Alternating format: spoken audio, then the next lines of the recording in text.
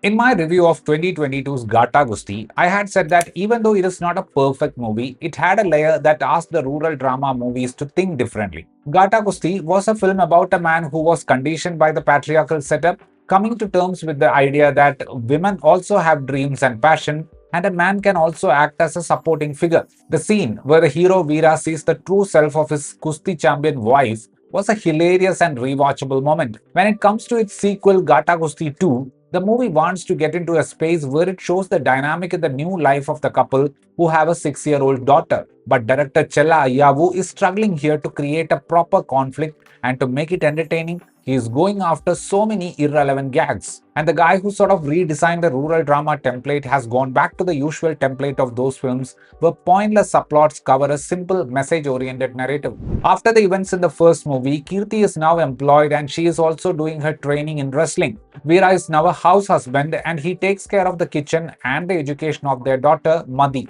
The preparations for the national level wrestling championship were happening, and certain unfortunate things happened due to Veera's ignorance. How that impacts the family life of this duo is what we see in Gatta Kusti 2. In the first movie, Veera was someone who was ignorant about social changes. He may not have had a formal education, but he had common sense. What needed fixing was his worldview. But when it comes to the second part, common sense has left the chat. The mistake he makes that almost ruins Kirti's career feels like an act of absolute foolishness. And the build up towards that foolish move has a lot of these comedy sequences, including Kirti thrashing a psychologist. The coach's ego, the separation, and the reconciliation are all presented in the silliest manner possible. The only moments of genuine fun were in those final court bits where the doctor said certain arguments to the judge. In fact, what happens inside the court is basically the plot of the movie. The events that lead up to that moment are dragged comedy. It seems like Chella Ayyavu only had this idea of the husband and wife literally fighting to save the family.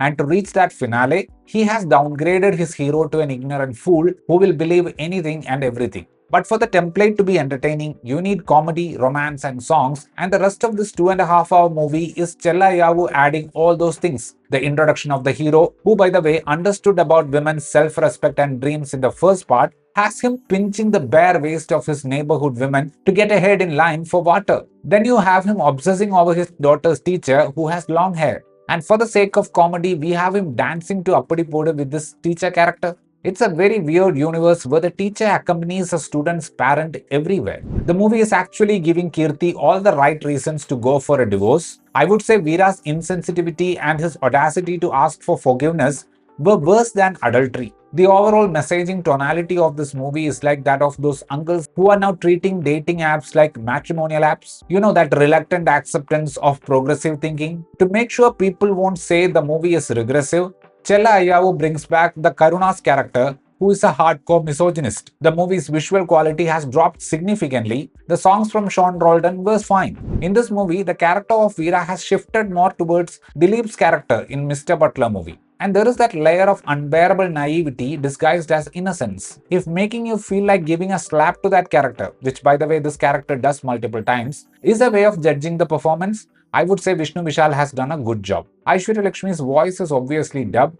The performance was fine in terms of expressions and stuff. The major hard work here is looking like a wrestler, and she did a good job in that. While the first movie was prominently about her character, the priority this time shifts to Vishnu Vishal. The little girl Zara Zayana makes a good impression as Madhi. Moksha makes her Tamil debut with this movie, and the purpose of that character was only to be an object of desire. Karunas and Munishkant reprises their roles from the previous movie. In a meter, we have seen them perform. Ramya Krishnan and Yogi Babu are there in brief roles just to make the cast look star-studded on the poster. There is a Gatta Kusthi match in the movie between the lead pair, and in that, we see the husband unsettling the wife who is seeking a divorce from him by kissing her and touching her inappropriately. I mean, I can understand showing intimacy through a song like Sambhavakari, but this method of showing reconciliation where harassment is considered a naughty gesture of a loving husband just makes you wonder whether the first movie was a product of the director trying to sell what was working in that socio-political context rather than truly believing in it. That was my review of this movie. If you enjoyed watching this video, please give a like, and for more such content,